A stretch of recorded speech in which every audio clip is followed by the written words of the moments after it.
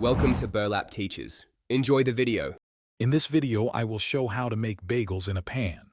First, activate your yeast by combining warm water, a pinch of sugar, and the yeast itself. Once foamy, mix in your flour and salt, then knead the dough until it's smooth and pliable. Let it rise in a warm spot for about 1 hour or until it has doubled in size.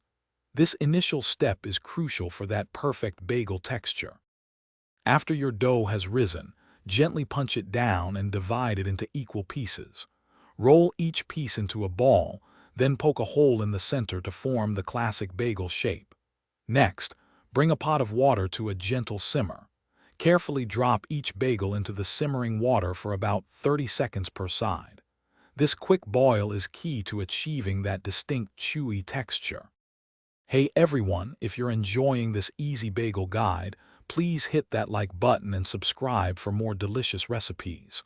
Quick recommendation. After all that cooking, why not relax with a good book? The new Kindle Paperwhite lets you read anywhere, perfect for finding your next recipe or just unwinding. Check the description for the link and other deals. Now, let's get back to the video. Now for the pan frying. Heat a non-stick pan with a little oil over medium heat. Place your boiled bagels in the pan, ensuring they have enough space. Cook them for about 3 to 5 minutes on each side, or until they achieve a beautiful golden brown color. For extra flavor, sprinkle on your favorite toppings like sesame seeds or poppy seeds while they cook. Enjoy your homemade pan bagels.